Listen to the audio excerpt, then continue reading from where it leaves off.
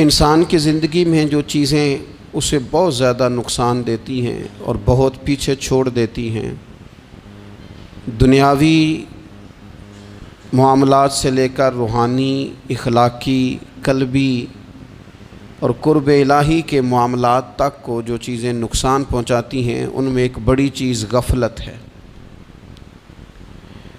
ایک لفظ ہوتا ہے جو ہمیں اکثر سننے کو ملتا ہے کہ آپ کی توجہ نہیں ہے۔ یہ ڈھیر سارے لوگوں کا مطالبہ ہوتا ہے، اہل خانہ بھی مطالبہ کرتے ہیں، کئی موقع پر والدین بھی مطالبہ کرتے ہیں، غرباء بھی مطالبہ کرتے ہیں کہ امیروں کی ہماری طرف توجہ نہیں ہے۔ اور یہ بڑی لازمی سی بات ہے کہ کسی چیز پر جب توجہ رہتی ہے تو وہ چیز بہتر ہو جاتی ہے، اور جب عدم توجہی کا لوگ مظاہرہ کرتے ہیں تو وہ معاملہ خراب ہو جاتا ہے۔ یہ جو عدم توجہ ہے اسی کو غفلت کہتے ہیں، اور جب انسان کے مزاج پر غفلت طاری ہوتی ہے اور غفلت اس پر پوری طرح غلبہ کر لیتی ہے تو پھر اس کی زرخیز زمین کو وہ بنجر کرتی ہے۔ غفلت انسانی دل کے لیے بڑی نقصان دہ چیز ہے اور انتہائی تکلیف اور ضرر کا باعث ہے۔ دلوں پر جو قحط نازل ہوتا ہے، قحط، ویران ہو جاتے ہیں دل، اور جو دلوں پر خشکی نازل ہوتی ہے کہ طبیعتیں خشک ہو جاتی ہیں، یہ غفلت کی وجہ سے ہوتی ہے۔ جو لوگ غافل ہو جاتے ہیں نا، اپنے معاملات کا دھیان نہیں رکھتے، دیکھیں نا، آپ کو کھانا کھاتے بھی غافل نہیں ہونا چاہیے۔ اگر کھانا بھی غیر معتدل کھا لیا جائے تو وہ انسان کی طبیعت کے لیے باعث ضرر بن جاتا ہے، نقصان کا باعث بنتا ہے۔ بات کرتے ہوئے بھی غافل نہیں ہونا چاہیے، کئی دفعہ جملے ایسے نکل جاتے ہیں جو انسان کے لیے پھر شرمندگی کا باعث بنتے ہیں۔ انسان کو غافل ہو کر کوئی کام نہیں کرنا چاہیے، غافل ہو کر، مدہوش اور بے ہوش ہو کر نہیں۔ غفلت دل کو ویران کرتی ہے، طبیعت میں خشکی لاتی ہے۔ غافل کبھی نہ بنے۔ قرآن مجید فرقان حمید نے ارشاد فرمایا کہ اقترب للناس حسابہم، فرمایا لوگوں کے حساب کا وقت قریب آ گیا، وہم فی غفلۃ معرضون، اور وہ ابھی بھی غفلت میں منہ پھیرے ہوئے ہیں۔ ٹائم آ گیا حساب دینے کا، لیکن وہ ابھی بھی غافل ہیں۔ ہمارے جو زیادہ تر نقصان زندگی میں ہوئے ہیں وہ صرف ہماری غفلت کی وجہ سے ہوئے۔ ہم نے چیزوں پر توجہ نہیں دی، چیزیں گڑبڑ ہو گئیں۔ جس آدمی نے پھول لگائے ہوں، پھل لگائے ہوں، کھیتی لگائی ہو، وہ دانہ ڈال کے پانی دے کے فارغ نہیں ہو سکتا، اسے توجہ کرنی پڑتی ہے۔ اور کسی نے کہا تھا مالی جیندے ہون تو پھر بوٹے سوکدے نہیں، اگر موجود ہونا ان کو سینچنے والا، رکھوالی کرنے والا، تو پھر ان کی جڑیں کبھی خشک نہیں ہوا کرتی۔ ہماری جو غفلتیں ہیں یہ بڑی ضرر کا باعث ہیں، نقصان کا باعث، اور مجبوری معاف ہوتی ہے، غفلت معاف نہیں ہوتی۔ اسکول میں پڑھتے تھے، مدرسے میں پڑھتے تھے، تو ایک مجبوری ہو گئی جی، خدا نخواستہ گھر میں کوئی پریشانی ہو گئی تو اساتذہ اس پر سزا نہیں دیتے۔ کوئی خوشی کا موقع ہے گھر میں، فیملی میں کسی کی شادی ہے، اساتذہ اس پر سزا نہیں دیتے۔ لیکن اگر کبھی پتہ چلتا تھا نا کہ یہ گھر سے تو آیا تھا لیکن مدرسے نہیں آیا، یہ اسکول نہیں آیا، رستے میں غافل ہو گیا، تو یہ بات خوفناک تھی۔ یہ قابل سزا جرم تھا کہ تو غافل ہو گیا اپنی پڑھائی سے، تو گھر سے آیا اور یہاں نہیں آیا۔ غفلت قابل سزا ہوتی ہے، مجبوری کی معافی ہوتی ہے۔ ہمارا آج کل جو مسئلہ ہے وہ غفلت کا ہے۔ ڈھیر سارے لوگ ہیں، سمجھدار بھی ہیں، سیانے بھی ہیں، معاملہ فہم بھی ہیں، باشعور بھی ہیں، تعلیم کی ڈگریاں بھی رکھتے ہیں، لیکن اگر ان کی زندگیوں کی تکلیفوں کو دیکھا جائے اور بے آباد روح کو دیکھا جائے اور سجدوں سے ان کی دوری کو دیکھا جائے تو ایک ہی بات سمجھ میں آتی ہے کہ پتہ سارا ہے لیکن لے ڈوبی ہے غفلت، توجہ نہیں کی۔ لائق بچہ بھی نالائق ترین زندگی گزارتا ہے، اس لیے کہ اس کے لائق ہونے کے ساتھ ساتھ اس کا توجہ کرنا بھی تو ضروری ہے نا۔ نرے لائق کا کیا فائدہ اگر وہ محنتی نہیں، اگر وہ توجہ ہی نہیں کرتا، اپنا سبق دھیان سے سنتا پڑھتا ہی نہیں، تو بھی جتنا مرضی لائق ہو پیچھے رہ جائے گا۔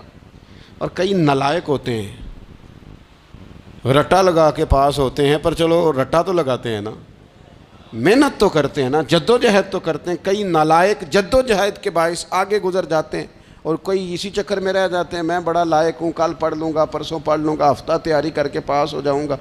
اپنی زندگی سے غفلت کا پردہ اٹھائیں، اور غفلت اس کے لیے فیصلہ کرنے کی ضرورت ہوتی ہے، پلاننگ کرنے کی نہیں، فیصلہ کرنے کی ضرورت ہوتی ہے کہ میں نے اب غفلت کرنی۔ ہم نہ جب بھی کوئی پروگرام بناتے ہیں تو منصوبہ بندی شروع کر دیں، منصوبہ بندی نہ کریں، فیصلہ کریں، کہیں کہ میں نے غافل نہیں ہونا۔ غفلت غرق دنیا کا نام ہے، اپنے آپ کو غفلت سے بچائیں۔ آپ دیکھیں حضرت کعب بن مالک رضی اللہ تعالیٰ عنہ فرماتے ہیں، بخاری میں موجود ہے، فرماتے ہیں کہ جنگ میں پیچھے رہ گیا تھا، میرا خیال تھا کل چلا جاؤں گا، گھوڑے اور سواریاں میرے پاس تیز ہیں، مضبوط ہیں، پرسوں چلا جاؤں گا، تیزی سے بھاگ کے میں پہنچ جاؤں گا، میں قافلے کے ساتھ شامل ہو جاؤں گا، لیکن بس تھوڑی سستی ہو گئی، ذرا غفلت ہو گئی۔ آپ فرماتے ہیں جب سب لوگ چلے گئے حضور علیہ السلام کے ساتھ جہاد میں اور میں پیچھے رہ گیا، تو پھر جب چند دن گزر گئے اور محبوب کے واپس آنے کا ٹائم ہو گیا، تو اب میں غور کرتا سمجھتا تو مجھے مدینے میں یہاں بزدل لوگ نظر آتے، اور کون نظر آتے؟ جو منافق تھے، وہ منافق بزدل دکھائی دیتے، یا مجھے عورتیں اور بچے دکھائی دیتے۔ میں پریشان ہوا، حضور واپس آ گئے۔ جنہوں نے بہانے کیے تھے نا منافقین نے، یہ مجبوری تھی اس لیے نہیں جہاد پہ گئے، یہ جنہوں نے بہانے کیے تھے انہیں مل گئی معافی، اور میں نے سچ بولا، میں نے کہا یا رسول اللہ میں غافل ہو گیا تھا۔ اب کہتے ہیں میں نے جب کہا نا حضور سستی ہو گئی تھی، ذرا غفلت ہو گئی، تو بندہ محبوب سے ہی غافل ہو جائے، بندہ وہیں سے غافل ہو جائے۔ جو دم غافل سو دم کافر، سانو مرشد اے ہو پڑھایا۔ جب کہا نا حضور وہ غلطی ہو گئی، کوئی مجبوری نہیں تھی، تو فرماتے ہیں باقیوں کو معافی مل گئی، میرے ساتھ حضور ناراض ہو گئے۔ ایک دن نہیں، 2 دن نہیں، 50 دن حضور ناراض رہے۔ مدینے کی گلیوں نے مجھے پہچاننا چھوڑ دیا، در و دیوار سے مجھے یوں لگتا تھا کہ میں پردیسی ہوں۔ فرماتے ہیں میں مسجد میں آتا تھا، میں جب محبوب کو دیکھتا تو حضور رخ انور پھیر لیتے، اور مجھے پتا تھا جب میرا چہرہ ادھر ادھر ہوتا تو پھر کریم رحمت کی نظر فرماتے۔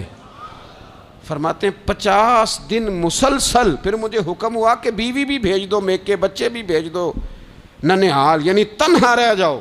فرماتے ہیں وہ میں نے قید تنہائی کاٹی، لیکن شکر اللہ کا یہ ہے کہ میں سچا تھا، بس ذرا بھول گیا تھا، بس ذرا غفلت ہو گئی تھی۔ تو فرماتے ہیں پھر اللہ تبارک و تعالیٰ نے میرے اوپر فضل یہ فرمایا کہ میری توبہ کا اعلان رب نے قرآن مجید میں فرمایا۔ تو غافل نہ بنے کبھی بھی، ہمارا نا مسئلہ یہ ہے، اور آپ نے ناراض نہیں ہونا، ڈھیر سارے لوگ غافل ہو جاتے ہیں، مالدار بھی غافل ہیں، صاحبان علم بھی الا ماشاء اللہ بہت ساری جگہوں پہ غافل ہیں۔ جن لوگوں کو 4 لوگ جاننے لگ جاتے ہیں، کوئی مقام حاصل ہو جاتا ہے، وہ بھی بہت ساری جگہوں سے غافل ہو جاتے ہیں الا ماشاء اللہ۔ غفلت بڑی تکلیف والا منظر ہے۔ جو لوگ سمجھتے ہیں نا میں اب گڈ بک میں آ گیا ہوں، اب میں اچھا ہو گیا ہوں، اب میرے لیے خیر کہا جاتا ہے، مجھے اچھائی شاید یہ مستقل میرے ساتھ رہے گی، تعریف ہی ہوگی ہمیشہ، وہ بھی غافل ہو جاتے ہیں۔ اور یہ غفلت ٹھیک نہیں ہوتی۔ وجہ دیکھنی چاہیے کس وجہ سے انسان کو وقار مل رہا، عزت مل رہی۔ اپنی زندگی سے غفلت کو اتار پھینکیں۔ تھوڑی دیر کی تو غفلت ہوتی ہے، لمبی تو نہیں۔ 2 منٹ کے لیے صرف اس نے ڈرائیونگ کرتے ہوئے چہرہ موبائل کی طرف کیا تھا، 2 ہی تو منٹ لگے تھے۔ لمحوں نے خطا کی تھی، صدیوں نے سزا پائی۔ لمحوں نے خطا کی تھی، صدیوں نے سزا پائی۔ ایک لمحے کے لیے غافل ہوئے تھے اور صدیاں، نسلیں روتی رہ گئیں پیچھے۔ بچے تڑپتے رہ گئے، اہل خانہ پریشان رہ گئے، ماں باپ ساری زندگی روتے رہے، لیکن یہ 2 منٹ کے لیے یہ غفلت جو ہے یہ بڑی تکلیف والا معاملہ. اپنی زندگی سے غفلت کو اتارنا ہے، غافل نہیں بننا، ہر وقت توجہ اور ساری باتوں پہ توجہ. بعض اوقات لوگ ایک طرف توجہ کر کے ایک طرف سے غافل ہو جاتے ہیں. نہ، توجہ ہمہ پہلو رکھنی ہے. ہمارے ذمے جتنے بھی حقوق ہیں ان سب پر توجہ، ہر چیز کا خیال. ایسا نہ ہو کہ عبادت کرتے رہ جائیں اور حقوق العباد ہم سے چھوٹ جائیں، اور حقوق العباد اتنے زیادہ ادا کریں. ایک صاحب مجھے کہنے لگے ایک دفعہ بڑے وثوق کے ساتھ کہنے لگے جی معاذ اللہ ثم نہیں جی ٹائم ملتا پھر نماز دا کی کریے، روزی کمانا بھی تو عبادت ہے نا. تو میں نے کہا آپ نے عبادت کرنا ایک حصہ قبول کیا ہے، آپ نے کل عبادت نہیں قبول کی. عبادت کل ہے، ہمہ پہلو. ایک حصہ آپ قبول کر کے نکل گئے اور باقی آپ نے چھوڑ دی. تو کسی ایک طرف سے بھی غافل نہیں ہونا. جتنی ذمہ داریاں ہیں، جتنی ڈیوٹیاں ہیں، ان سب کا خیال. اور جو بڑا آدمی ہوتا ہے، بڑا گھر میں بڑا ہو، قبیلے میں بڑا ہو، علاقے میں بڑا ہو، ادارے میں بڑا ہو، کلاس میں بڑا ہو، جو بڑا ہے اس کی تو ساری آنکھیں کھلی ہوئی ہونی چاہیے. ایک ایک پر اس کی نظر ہونی چاہیے کہ میری کہاں ضرورت ہے، کہاں مجھے اشک شوئی کرنی ہے، کس کے ساتھ میں نے کس طرح محبت کا رویہ رکھنا ہے. غافل نہ بنے. اچھا جی اب کیسے پتہ چلے گا کہ ہم غافل ہیں؟ یہ کیسے پتہ چلے گا؟ آپ کسی بندے سے بھی پوچھ لیں حالات کیا ہیں تو کہتا ہے اللہ کا شکر ہے کبھی کسی کا دل نہیں دکھایا، اللہ کا شکر ہے جی زمانہ ہو گیا 5 نمازیں پڑھتا ہوں، اللہ کا شکر ہے جی. کیسے پتہ چلے گا غافل ہیں؟ پہلی علامت ہمارے علماء اور صوفیاء نے غافل بندے کی لکھی ہے. اس آئینے میں نے اور آپ نے اپنا آپ دیکھنا ہے. غافل بندے کی پہلی علامت یہ ہوتی ہے کہ وہ دنیاوی کاموں میں چست ہوتا ہے اور اللہ اور اس کے رسول کی فرما برداری میں سست ہوتا ہے. یعنی نماز کے وقت تو اسے نیند ستاتی ہے، پریشانی ہوتی ہے، لیکن اگر کسی جگہ مال مل رہا ہو، پیسے مل رہے ہوں، وہاں جانا ہو تو پھر اسے کوئی چیز بھی تنگ نہیں کر. دنیاوی کاموں میں چست ہوگا، یعنی ٹی وی کے آگے، موبائل کے آگے وہ گھنٹوں بیٹھا ہوا ہے. اور اگر اسے 25 منٹ قرآن پاک سننا پڑ جائے، اگر اسے 20 منٹ دینی محفل میں بیٹھنا پڑ جائے، اگر اسے کہا جائے کہ تو 20 رکعت نماز نفل ادا کر، دنیاوی کاموں میں چست ہے، دینی کاموں میں، یہ غفلت کی پہلی علامت. پھر ذاتی معاملات پہ پیسہ خرچ کرنا ہو تو ڈھیر سارا ہے، کسی غریب کی مدد کرنی ہو تو. وہ ہمارے ایک دوست ہیں، وہ اکثر کہا کرتے ہیں، وہ کہتے ہیں آج کل کسی سے کہنا فلائی کام میں، دینی کام میں، کسی کی مدد میں کچھ 4 پیسے خرچ کرنے ہیں تو لوگ کہتے ہیں ہاتھ تنگ ہے. ہاں کوئی سستا پلاٹ ملتا ہو نا، اور اگر یہ سمجھ آ جائے کہ وہ مجبور ہے بیچارہ بیچنے والا، تو پھر کہتے ہیں میں 2-3 دوستوں کو پھاڑ لے سن. ذاتی کاموں میں جب بندہ چست ہو اور دینی کاموں میں سست ہو تو مطلب یہ ہے کہ بندہ غافل ہے. پہلی علامت غفلت کی. اور غفلت کی دوسری نشانی یہ ہے کہ انسان گناہ کے کاموں کو معمولی سمجھنے لگ جاتا ہے. یہ غافل بندے کی نشانی ہے. گناہ کو معمولی سمجھتا ہے، چھوٹا سمجھتا ہے. آج کل لوگ کہتے نہیں میں کو اکیلا کر رہا ہوں، ساری دنیا ہی کرتی ہے. اور جناب کیا ہو گیا اگر یہ غلطی ہو گئی تو بندے سے ہو ہی جاتا ہے. گناہ کو معمولی سمجھنا، چھوٹا سمجھنا اور کہنا پھر کیا ہو گیا ہے، انسان سے غلطی ہو جاتی ہے. آپ دیکھ لیں کہ سینکڑوں بیسیوں گناہوں کا بوجھ ہمارے سروں پہ ہوتا ہے، لیکن کوئی ہمارا دبدبہ ہے، کوئی ہماری گفتگو ہے، کوئی ہمارے جملوں میں خود پسندی ہے، کوئی ریاکاری ہے، کوئی تصنع ہے. یہ غافل بندے کی علامت ہے. نبی اکرم صلی اللہ تعالیٰ علیہ وآلہ وسلم نے فرمایا مومن اپنے گناہوں کو پہاڑ کی طرح سمجھتا ہے. یہ بخاری میں حدیث ہے. مومن پہاڑ کی طرح جانتا ہے اور وہ ڈرتا ہے کہ کہیں وہ پہاڑ اس کے اوپر گر نہ جائے، یعنی کہیں مجھے میرے گناہ کی سزا نہ مل جائے. چھوٹے گناہ کو بھی پہاڑ جانتا ہے، یار مجھ سے غلطی ہو گئی، مجھے ٹھیک کر لینی چاہیے، مجھے معافی لے لینی چاہیے، مجھے توبہ کر لینی چاہیے. مومن اپنے اوپر گناہ کو پہاڑ کی جانب سمجھتا ہے. اور حضور علیہ الصلوۃ والسلام فرماتے ہیں کہ یہ جو فاسق اور فاجر ہوتا ہے نا، اللہ کا نافرمان، یہ گناہ کو مکھی کی طرح سمجھتا ہے، یہ سمجھتا ہے میں نے اشارہ کرنا ہے مکھی نے اڑ جانا ہے۔ مومن کی علامت یہ ہے کہ وہ پہاڑ جانتا ہے اگر غلطی ہو جائے تو پہاڑ۔ امام اعظم ابو حنیفہ رحمۃ اللہ علیہ گزر رہے تھے تو بارش ہو گئی تھی اور کوفہ میں کیچڑ تھا، تو آپ نے جو جوتے پہنے ہوئے تھے ان جوتوں سے چلتے ہوئے نا آپ کے پاؤں سے کچھ مٹی اڑی، تو سامنے ایک یہودی تھا، اب اس زمانے میں دیواریں کچی ہوتی تھیں، اس کے دیوار پر جا کے وہ مٹی جو تھی وہ لگ گئی۔ اب امام صاحب بڑے پریشان ہوئے کہ میں نے اس کی دیوار کو آلودہ کر دیا۔ یہاں تو لوگ اپنی اینٹیں رکھتے رکھتے کئیوں کی دیواریں توڑ ہی دیتے ہیں، اور پھر وہ اس پر ماننے کو بھی تیار نہیں ہوتے، تسلیم کرنے کو بھی تیار نہیں ہوتے۔ وہ کہتے ہیں پھر کیا ہو گیا، اب ہمارا یہاں گھر ہے تو ہم نے ٹرالی منگوانی نہیں تھی، ہمارا حق بنتا تھا۔ امام صاحب کے پیروں سے ذرا کیچڑ اڑا، یہودی کی دیوار پہ لگا، اس کی کچی دیوار تھی۔ امام صاحب پریشان ہو گئے، سوچنے لگے کہ اگر میں دیوار سے یہ کیچڑ اتارتا نہیں تو یہ بھی زیادتی ہے، میں نے اس کی دیوار کو گدلا کر دیا، اور اگر میں اتارتا ہوں تو کچھ مٹی اس کی دیوار کی بھی اتر جائے گی، کچی دیوار ہے، یہ بھی زیادتی ہے۔ مومن گناہ کو پہاڑ کی طرح سمجھتا ہے کہ کہیں گر نہ جائے، اس کی بھی کہیں سزا نہ مل جائے۔ امام صاحب نے اس کے دروازے پہ دستک دی، وہ باہر آیا تو اتفاق سے وہ آپ کا مقروض بھی تھا، اس نے پیسے دینے تھے۔ باہر نکلتے ہی کہنے لگا اوہ آپ تو قرض لینے آ گئے، میرے پاس تو ابھی گنجائش نہیں ادا کرنے کی۔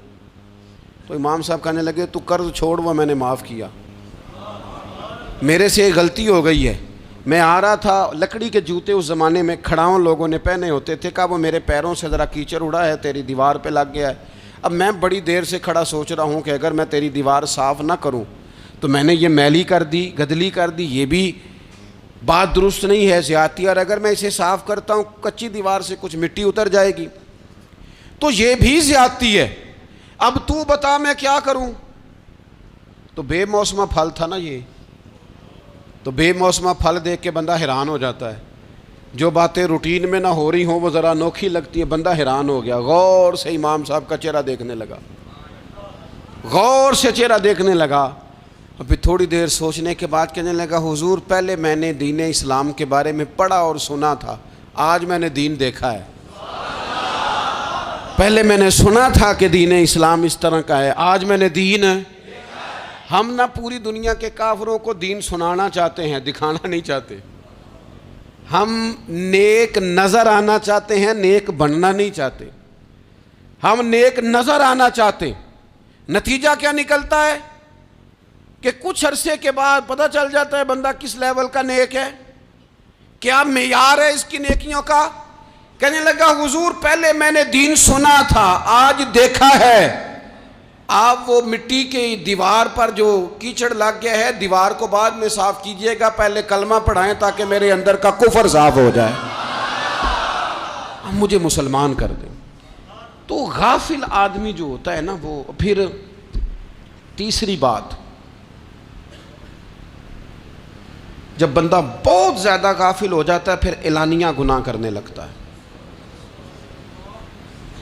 ایک گناہ پھر اس کا اظہار گناہ، ایک بندہ حدیث پاک میں آتا ہے، ایک بندہ رات کو کوئی غلطی کرتا ہے، اللہ تعالیٰ اس پہ پردہ ڈال دیتا ہے، لیکن وہ سویرے خود لوگوں کو بتاتا پھرتا ہے میں نے یہ کیا، میں نے یہ کیا۔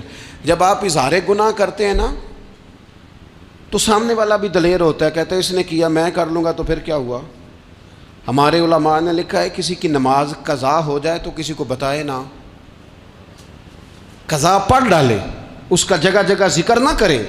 جب آپ کہیں گے نا میری قضا ہو گئی تو آپ کے ساتھ رہنے والا بچہ دوست سمجھے گا یار اس کی قضا ہو گئی ہے تو میری بھی ہو جائے گی تو کیا ہوا۔ گناہ کرنا بھی گناہ ہے اور گناہ کا اظہار بھی گناہ ہے۔ نبی اکرم صلی اللہ تعالیٰ علیہ وآلہ وسلم نے ارشاد فرمایا میری ساری امت کو معافی مل جائے گی سوائے ان لوگوں کے جو اعلانیہ گناہ کرتے ہیں۔ یہ بخاری مسلم دونوں میں حدیث موجود ہے۔ جو اعلانیہ گناہ، جنہوں نے خود ساری دنیا کو گواہ بنا لیا، میں نے یہ بھی جرم کیا، یہ بھی کیا، یہ بھی کیا، یہ بھی کیا، خود انہوں نے لوگوں کے، بہت بڑے غافل آدمی کی علامت ہے کہ گناہ کرے اور پھر اوپر سے اعلانیہ گناہ کرے، اتنا بڑا جرم کرے۔ پھر چوتھی علامت اگر ہم دیکھنا چاہیں کہ ہم غافل تو نہیں. تو غافل بندے کی چوتھی علامت یہ ہوتی ہے کہ وہ فضول کاموں میں وقت بڑا ضائع کرتا ہے. فضولیات میں ادھر بیٹھے ہیں ادھر بیٹھے ہیں, یہاں گپ شپ ہو رہی ہے, وہاں موبائل دیکھا جا رہا ہے, پھر کچھ ٹائم ملا ہے تو پھر کہیں دور دراز کسی ہوٹل پہ کھانا کھانے چلے گئے, پھر کچھ ٹائم ملا تو چلو نکلتے ہیں ذرا کوئی ہفتہ سیر کر آتے ہیں, یہاں گپ شپ ہے, فلاں کو ڈسکس کر لیتے ہیں, فلاں کے بارے میں بات کر لیتے ہیں, سیاسی تبصرے کر لیتے ہیں, یہ تھوڑی گفتگو ہو جاتی, چلے محلے داروں پہ تبصرہ شروع کرتے ہیں, کون روٹی زیادہ کھا رہا ہے اور کس کے پاس پیسے زیادہ آ گئے, چلو جا کے پتہ کرتے ہیں. حالانکہ یہ پتہ نہیں کرنا چاہیے تھا, پتہ تو اس کا کرنا چاہیے تھا جو بیچارہ کل سے بھوکا ہے. خبر تو اس کی رکھنی چاہیے تھی جس بیچارے کے گھر میں بچوں کے لیے پہننے کو کپڑے موجود نہیں ہیں. اس پر تبصرہ یہ کرتے ہیں کہ یہ محنت کیوں نہیں کرتے, اور اگر کسی پر اللہ عطا کر دے پھر حساب ضرور لگاتے ہیں کہ ذرا معلومات کرو یہ اتنی جلدی آگے کیسے نکل گئے. غافل بندے کی علامت ہے وقت کا ضائع کرنا اور فضول کاموں میں ضائع کرنا اور بلا وجہ ضائع, اور ایسے سوالات کرنا جن کی ضرورت ہی کوئی نہیں, بالکل ضرورت ہی نہیں, کوئی مطلب ہی نہیں, لیکن ہم لوگ وقت ضائع. یہ غفلت کی علامت. غفلت. اللہ والوں کی علامت کیا تھی؟ ایک بات انہوں نے زندگی میں لے لی, سیکھ لی, پھر ساری زندگی اسی پہ گزار دی. ان کا ارادہ تھا نا کشکول سیدھا کیا. کچھ لوگ ساری زندگی لیکچر قبول لے کے سن کے پھر بھی سمجھنے کو تیار. یہ غافل دل کی علامت ہے. اس لیے نبی پاک صلی اللہ تعالیٰ علیہ وسلم نے فرمایا دو نعمتیں ایسی ہیں جن میں اکثر لوگ غفلت میں ہیں, ایک صحت اور دوسری فراغت. لوگ بلا وجہ وقت ضائع کرتے ہیں. اللہ نے صحت دی ہے, کسی خیر کے کام میں لگائیں.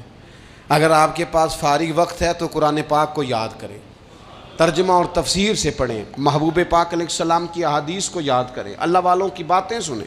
وقت ملے تو عبادات میں لگائیں, نوافل میں لگائیں, تلاوت میں لگائیں, ذکر اذکار میں لگائیں, اور پھر اللہ مزید توفیق عطا کرے تو کسی کے بھلے میں وقت لگائیں.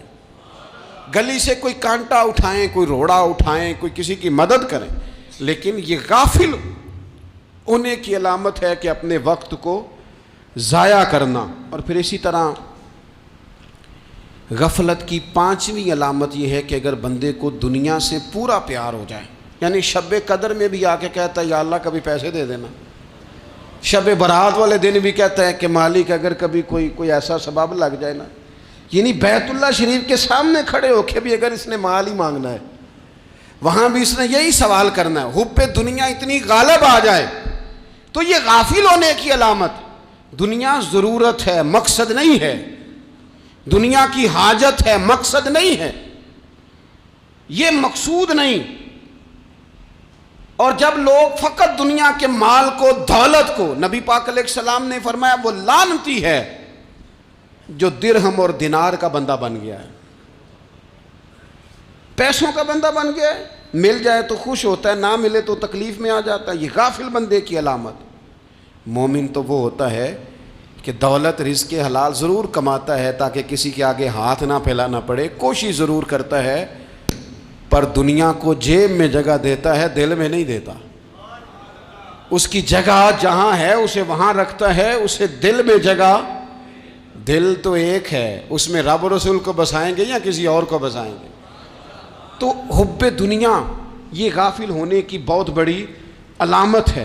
پھر اسی طرح جو بندہ رب کریم کو جانتا نہیں نا وہ بھی غافل ہو جاتا ہے. ایک تو جو یہ نہیں نہ جانتا کہ رب کریم سزا دے گا, مجھے دیکھ رہا ہے, اسے نہ اونگ آتی ہے نہ نیند آتی ہے, جو اس کی معرفت نہیں رکھتا کہ میرا رب ہر وقت مجھے دیکھ رہا ہے, وہ بھی غافل ہو جاتا ہے. جسے پتہ ہونا کہ مجھے دیکھ رہا ہے وہ غافل نہیں ہوتا. اور جو یہ سمجھ لیتا ہے نا کہ شاید معاذ اللہ ثم اس یقین کو پکا نہیں کرتا, وہ غافل ہو جاتا ہے. اور ایک جو یہ نہیں نہ جانتا کہ رب مہربان کتنا ہے وہ بھی غافل ہو جاتا ہے. مجھے بتائیے سب سے زیادہ تو بندہ اس کے دروازے پہ جاتا ہے نا جو سب سے زیادہ مہربانی کرنے والا ہو, اس دروازے سے بندہ اٹھتا ہی نہیں. تو جس کو یہ یقین ہو جائے نا سب سے زیادہ کرم فرمانے والی ذات اللہ رسول کی ہے, وہ کبھی رب رسول سے غافل نہیں ہوتا. وہ کبھی اللہ رسول کا دروازہ چھوڑ کے نہیں جاتا، وہ کبھی کسی اور جگہ جا کے پناہ تلاش نہیں کرتا۔ جسے پتہ چل جائے نا وہ کریم کتنا ہے، مہربان کتنا ہے۔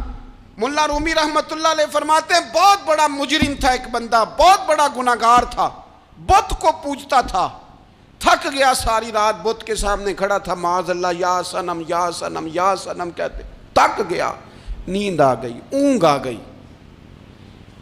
جب پوری طرح نیند آ گئی اور دماغ پہ نیند قبضہ کرنے لگی تو اس کے منہ سے نکل گیا، صنم صنم کہہ رہا تھا نا، نکل گیا یا صمد، او بے نیاز مالک۔ رب کریم نے فرشتوں سے فرمایا دوڑ کے جاؤ، جو کہتا ہے اسے دے دو۔ فرشتے کہنے لگے مالک وہ تو بت کو پکار رہا تھا، اس نے تو غلطی سے نام لیا ہے۔ فرمایا مجھے نہیں پتا، لیکن دیکھو نا اس نے مجھے پکارا تو ہے نا، کتنی دیر سے جھوٹے کو پکار رہا تھا، اس کا معاملہ حل نہیں ہوا۔ اب اگر سچے کو پکارنے پہ بھی حل نہ ہوا تو فرق کیا رہ جائے گا؟ دے دو جو مانگتا ہے، دے دو۔ میرے دوست گھر پتہ چل جائے وہ کریم کتنا ہے، وہ مہربان کتنا ہے۔ میرے رسول پاک علیہ الصلوۃ والسلام نے تو فرمایا تیری آنکھ سے اگر اس کے خوف سے اتنا آنسو بھی نکل گیا جتنا مچھر کا پر ہوتا ہے، تو جس طرح بھینس کے تھنوں سے نکلا ہوا دودھ واپس تھنوں میں نہیں نہ جاتا، جو اتنا بھی روئے نہ روئے اللہ کے خوف سے، وہ بندہ دوزخ میں نہیں جائے گا۔ تھوڑی دیر کے لیے ڈر جائے اپنے رب سے، آئے تو صحیح۔ عدم معرفت غفلت پیدا کرتی ہے، تو آ تو صحیح، وہ تو کریم ہی بڑا ہے، وہ تو مہربان ہی بڑا ہے۔ حضرت زنیرہ رضی اللہ تعالی عنہ حضور کی صحابیاں ہیں۔ ایام جو مکے کے تھے مسلمانوں پر بڑی آزمائش کے تھے، انہیں بڑا مارا کفار نے، اتنا مارا کہ ان کی بینائی چلی گئی، نظر آنا بند ہو گیا۔ کافروں کی عورتوں نے تانا دیا کہ تو نے ہمارے بت چھوڑے ہیں نا، تو دیکھنا تیری بینائی چلی گئی۔ تو جناب زنیرہ اللہ پہ بھروسہ، توکل، معرفت الہی کا جذبہ، اٹھ کے کھڑی ہو کہنے لگی چپ کرو، تمہارے جھوٹے بت کیا کر سکتے ہیں، میرا رب چاہے تو صبح جب میں اٹھوں تو میری آنکھیں روشن ہو، اگر کریم کرم کر دے۔ لوگ کہتے ہیں واقعی ایسا ہوا، جب وہ سویرے اٹھیں تو اللہ نے ان کی روشنی واپس کر دی تھی۔ تجھے پتہ چل جانا وہ مہربان کتنا ہے۔ وہ ایک بزرگ تھے تو ان سے کسی نے کہہ دیا کہ اگر آپ کا حساب آپ کے ماں باپ کے ذمہ ہو جائے تو پھر کیسا، پوچھنے کے لیے قیامت میں اگر ماں باپ حساب لیں تو پھر کیسا۔ تو بڑے سیانے لوگ تھے جو دل والے تھے، کہنے لگے نہیں، رب کریم ہی ٹھیک ہے، اس لیے کہ وہ ماں باپ سے کہیں بڑھ کر پیار کرنے والا ہے۔ اگر یہ معرفت مل جائے وہ کریم کتنا ہے۔ اور جب بندہ پوری طرح اس کی بارگاہ میں آ کے تڑپ جاتا ہے نا، مولا میں جاؤں کدھر، تیرا دروازہ چھوڑ کے جاؤں کدھر۔ اقبال کہتے ہیں وہ ایک سجدہ جسے تو گراں سمجھتا ہے، 1000 سجدوں سے دیتا ہے آدمی کو نجات۔ تجھے جگہ جگہ جھکنا نہیں پڑے گا اگر تو صحیح معنوں میں اپنے رب کی بارگاہ میں جھک جائے۔ تو میرے عزیز کوشش کریں کہ اس کی معرفت، اس کا کرم، اس کی عطا اور اللہ تبارک و تعالیٰ کے حاضر و ناظر ہونے پر عین الیقین، حق الیقین حاصل کریں۔ اور پھر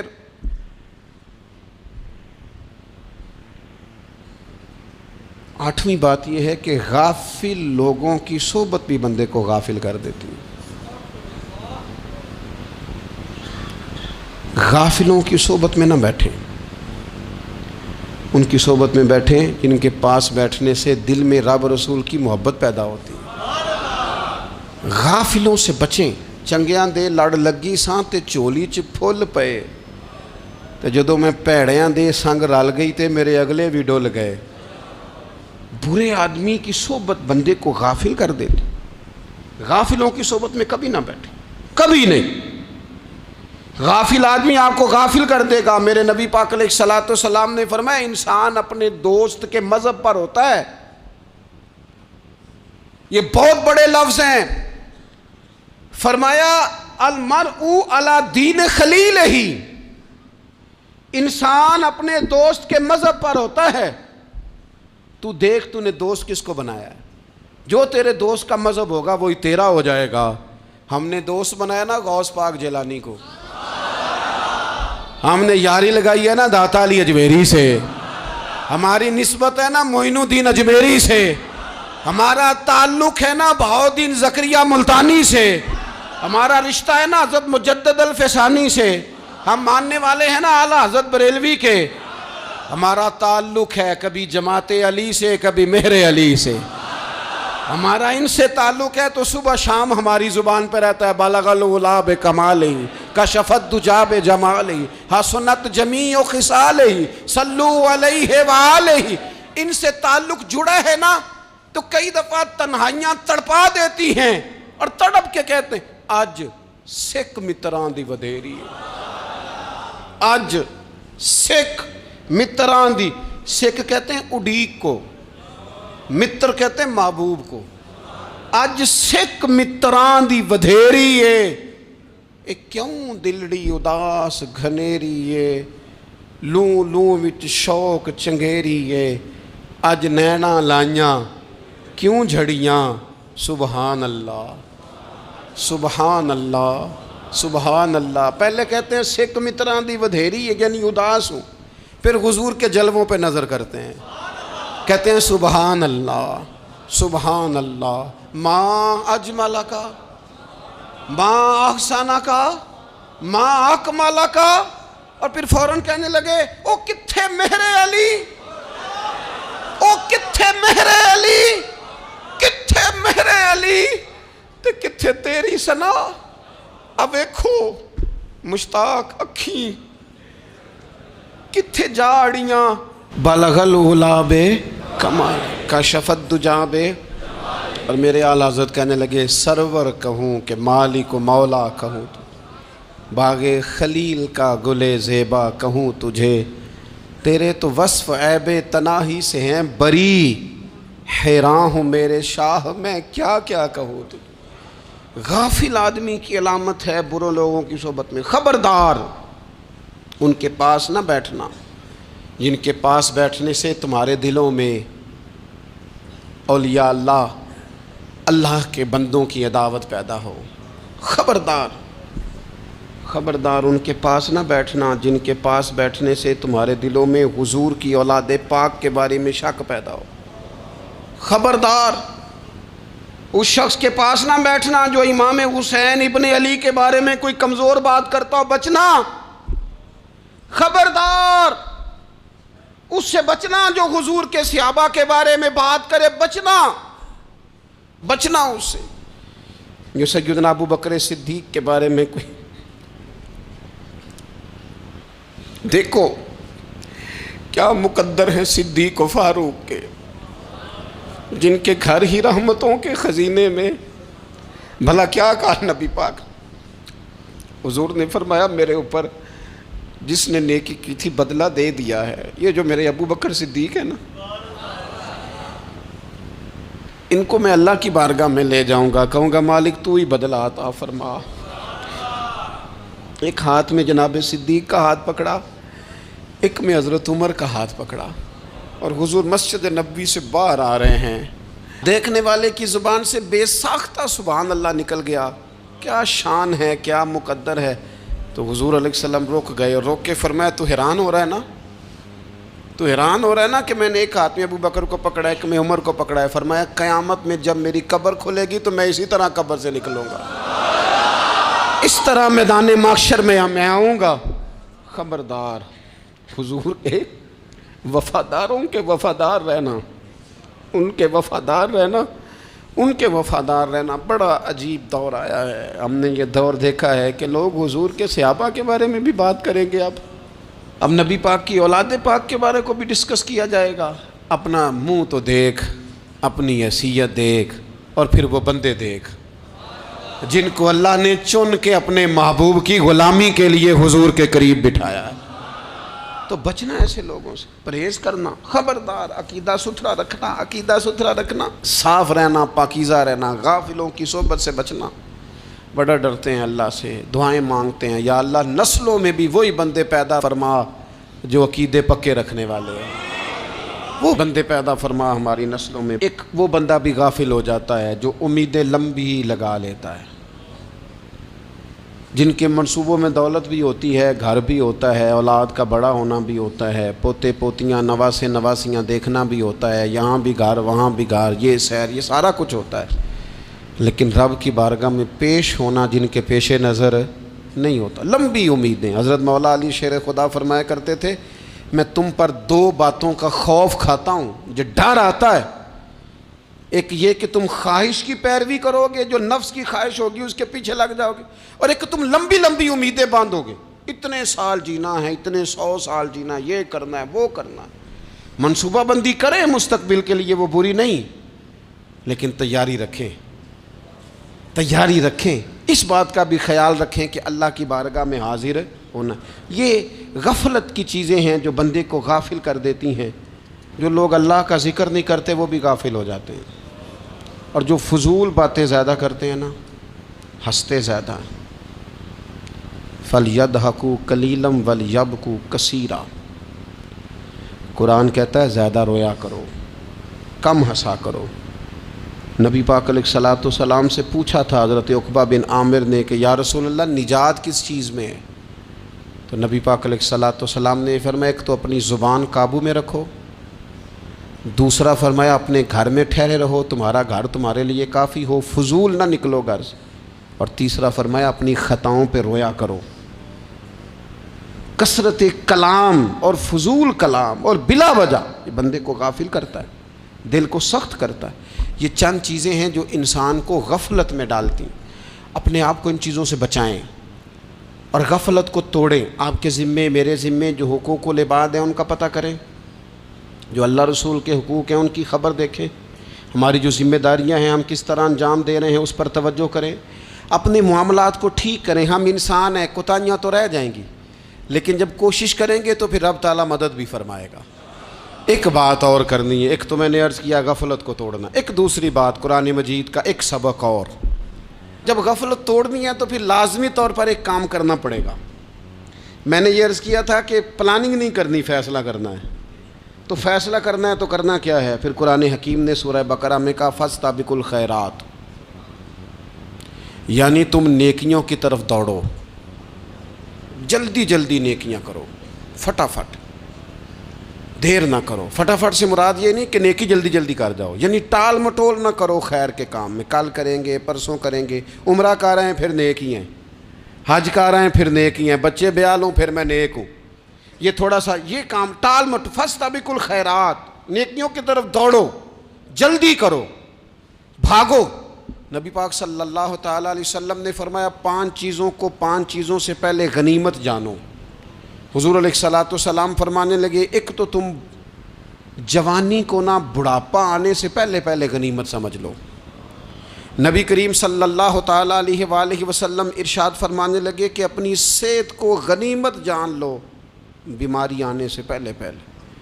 پھر حضور علیہ الصلوۃ والسلام فرمانے لگے اگر اللہ نے تمہیں مال دیا ہے، وسعت دی ہے، تو نیکی کر لو، خرچ کر لو اللہ کے راستے میں، خدا نہ خواستہ تم پر غریبی آ جائے۔ اور پھر حضور سید عالم صلی اللہ تعالیٰ علیہ وسلم فرمانے لگے اگر تمہیں اللہ نے کچھ فراغت دی ہے، بہت زیادہ مصروف نہیں ہو، تو غنیمت جان لو، جلدی سے نیکی کر لو قبل اس کے کہ تم مشغول ہو جاؤ۔ اور 5ویں بات حضور نے بیان کی، فرمایا زندگی کو غنیمت جانو، موت آنے سے پہلے پہلے جلدی سے نیکی کر لو۔ نیکی کے لیے ساری زندگی منصوبہ بندی نہ کرتے رہو، نیکی کے لیے دیکھو نا، ہماری زندگی میں یہاں دنیا میں رہ کے چند منٹوں میں وہ نیکی کی جا سکتی ہے جو قیامت کے بعد صدیوں کا ہمارا فائدہ کرے گی، صدیوں کا فائدہ کرتے نہیں۔ پلاننگ کر رہے ہیں، منصوبہ بندی کر رہے ہیں، بس تیاری کر رہے ہیں، بس حضرت آپ دعا کر دیں، اللہ تعالیٰ دعائیں بھی قبول فرمانے والا ہے، لیکن جو نیکی نصیب ہوتی ہے اسے جلدی سے کر گزریں، اسے فٹافٹ کریں۔ میں ایک گاؤں میں گیا، اب تو خیر وہ دور نہیں رہا، یہ 10-15 سال 20 سال پہلے نا جو نوجوانوں کی مصروفیات ہوتی تھیں ان میں سے ایک مصروفیت یہ ہوتی تھی کہ گندم لے کے چکی پہ جانا ہے، آٹا پسوا کے لانا ہے۔ یہ ایک بڑی، چونکہ سبھی گھروں کے اندر سال کے لیے گندم سٹاک کر لی جاتی تھی، تو گندم لے کے جانا یہ ایک ڈیوٹی ہوتی تھی۔ ایک نوجوان ایک گاؤں میں، اس کی مجھے تعریف سننے کو ملی، تو ایک بوڑھی اماں کہنے لگی یہ تو بڑا نصیباں والا ہے، سارے دا آٹا پیا لے ہوندا ہے۔ اور آتے جاتے پوچھ لیتا ہے کہ اماں کوئی کہنے لگی میرے بچے باہر ہوتے ہیں، یہ مجھے دوائی بھی لا دیتا ہے شوگر کی، میں مریضہ ہوں۔ یعنی خیر جتنی ہو سکے، جتنی۔ میرے ایک سنگی ہیں تو سڑک پہ کوئی بندہ کھڑا ہوتا ہے نا، اللہ تعالیٰ انہیں سلامت رکھے، بندہ کھڑا ہوتا ہے تو کہتے ہیں میں اس سے پوچھ لیتا ہوں بابا جی کدھر جانا ہے، فلانی جگہ جانا ہے، تو کہتے ہیں میں موٹر سائیکل پہ بٹھا لیتا ہوں۔ بندہ دیکھ کے مجھے سمجھ آ جاتی ہے ضرورت مند ہے، کوئی چور نہیں، کوئی ڈاکو نہیں، ضرورت مند ہے، میں اسے منزل تک نیکی جتنی میسر آئے، جس حد تک میسر آئے۔ کیا کہا ہمارے نبی پاک علیہ السلام نے؟ حضور نے ہم سے فرمایا کچھ نہ ہو سکے تو بات ہی مسکرا کے کر لینا، اس پر ہی اللہ صدقے کا ثواب عطا کر دے۔ فاستبقوا الخیرات، جلدی سے نیکی کر لو، اپنے نامہ اعمال میں روز نیکیاں جمع کرو، کوئی نہ کوئی خیر کا کام روز کرو اور جلدی سے کرو۔ صحیح مسلم میں حدیث ہے، نبی پاک صلی اللہ تعالیٰ علیہ وسلم فرمانے لگے جلدی جلدی نیکی کے کام کر لو ان فتنوں سے پہلے جو اندھیری رات کے حصوں کی طرح فتنے ہوں گے۔ فرمایا اس وقت حال یہ ہوگا کہ آدمی صبح مومن ہوگا، شام کو کافر ہو جائے گا، شام کو مومن ہوگا تو صبح کافر ہو جائے گا۔ اور فرمایا لوگ دنیا کے بدلے اپنا دین تک بیچ ڈالیں گے۔ معاذ اللہ جھوٹی قسمیں نہیں کھائی جاتی، جھوٹا قرآن مجید نہیں لوگ اٹھا لیتے، لوگ دنیا کے لیے دین بیچ ڈالیں گے۔ اس سے پہلے جب فتنے اتنے زیادہ ہو جائیں، اس سے پہلے نیکی کر لو، کوئی خیر کا کام کر لو، جلدی سے کچھ ایسا کر لو۔ حضرت عقبہ بن حارث رضی اللہ تعالیٰ عنہ فرماتے ہیں یہ دیکھیں ہمارے نبی پاک علیہ السلام کی سیرت کیا ہے، حضور کا اسوہ کیا ہے، نبی پاک علیہ السلام ہماری تربیت کس طرح کرتے ہیں۔ حضرت عقبہ بن حارث رضی اللہ تعالیٰ عنہ کہتے ہیں ہم نے نبی پاک علیہ السلام کے ساتھ عصر کی نماز پڑھی، یہ صحیح بخاری میں موجود ہے۔ فرماتے حضور سلام پھیرتے ہی فوراً اٹھ کے گھر تشریف لے گئے۔ یہ ہمارے لیے انوکھی بات تھی، غیر متوقع تھی، پہلے کبھی ایسا ہوا نہیں۔ سلام پھیرا نماز کا، حضور جلدی سے تشریف لے گئے۔ اب ہم حیران تھے اور حیرت انگیز طور پر حیران تھے کہ کریم اتنی جلدی تشریف لے گئے۔ تھوڑی دیر ہوئی حضور واپس آ گئے تو محبوب پاک علیہ السلام فرمانے لگے گھر میں ایک چھوٹی سی ڈلی، ایک چھوٹا سا ٹکڑا سونے کا پڑا تھا، مال آیا تھا سارا صدقہ کر دیا، وہ تھوڑا سا پڑا تھا، اچانک مجھے یاد آیا وہ تو پڑا رہ گیا۔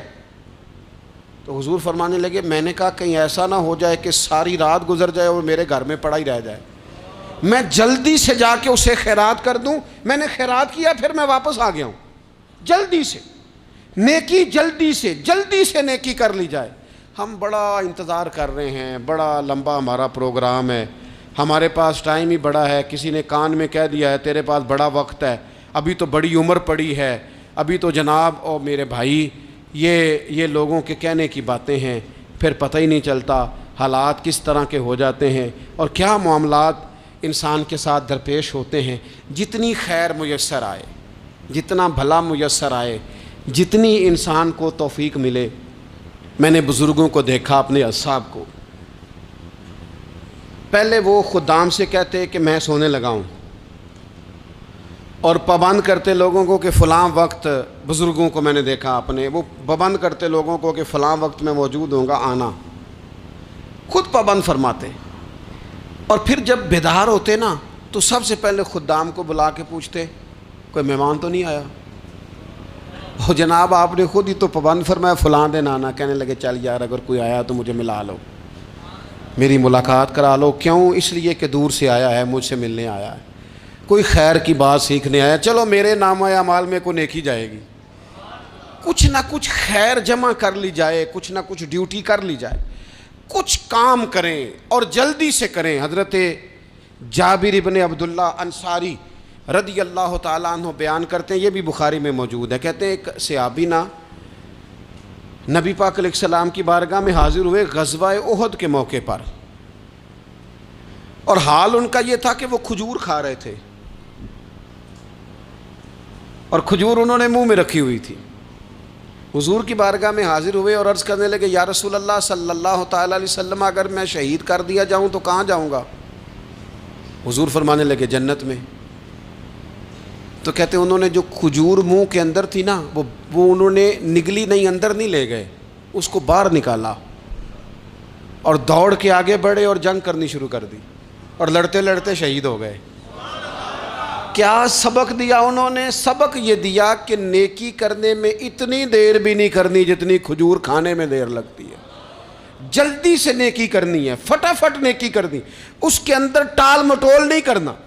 اسی وقت انہوں نے کھجور باہر نکال دی، دوڑ کے انہوں نے حضرت انس بن نضر رضی اللہ تعالیٰ عنہ، حضرت انس بن مالک رضی اللہ تعالیٰ عنہ کے چچا ہیں، میدان احد میں نا، احد پہاڑ کے قریب کھڑے تھے، لوگوں سے کہہ رہے تھے جلدی جلدی ادھر آؤ، وہ جنت جو انسان کو انتقال کے بعد نصیب ہوگی اور قیامت کے بعد نصیب ہوگی، فرماتے تھے مجھے تو ابھی احد پہاڑ کے اندر سے جنت کی خوشبو آ بھی رہی ہے، لہذا جلدی سے آؤ، ادھر دوڑو، جہاد کرو، آؤ کفار سے لڑیں۔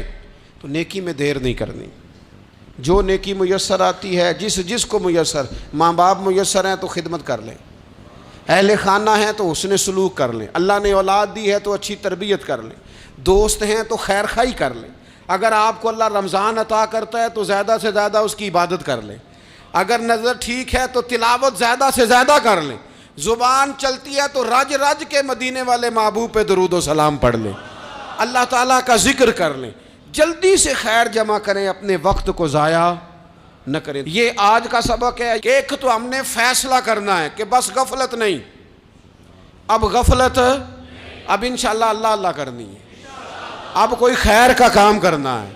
میرے حضرت کا ایک جملہ کبھی نہیں بھولنا، فرمایا کرتے تھے زمین کے اوپر کام، نیچے جا کے آرام، یہ چھوڑ دیں اتنے گھنٹے سونا ہے تو یہ کرنا ہے تو میری نیند میں دخل کوئی نہ ڈالے، پھر سوتے ہی رہ جائیں گے، سوتے ہی رہ جائیں گے۔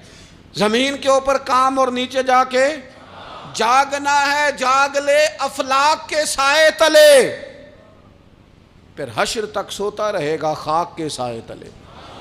اب جاگ لے افلاک کے سائے کے نیچے، جاگ، کھول آنکھیں، ہر وقت کا سونا، ہر وقت سونا، ہر وقت جو اپنے آرام کی فکر کرنا، اس سے نکل آئیں اور اچھا کھانا اور اچھا پہننا اور بس اپنی مرضی کی زندگی من چاہی جینا، اس سے باہر آئیں، فیصلہ کریں، فیصلہ کہ اب غفلت نہیں کرنی، اگر اللہ نے کوئی صلاحیت دی ہے تو اسے دین کے کام پہ لگانا ہے، کوئی ڈیوٹی کرنی ہے، کوئی خدمت کرنی ہے۔ دیکھو خدمتیں ہو رہی ہیں، صدیق اکبر مال دے رہے ہیں، عثمان غنی مال دے رہے ہیں، مولا علی نے تلوار پکڑی ہے، میدان میں جا رہے ہیں، فاروق اعظم گلی گلی نگر نگر رسول اللہ کے دین کی پہرے داری کر رہے ہیں، حضرت جناب سیدنا سلمان فارسی ابو ذر غفاری حضور کی مسجد میں جھاڑو دے رہے ہیں، اور بلال حبشی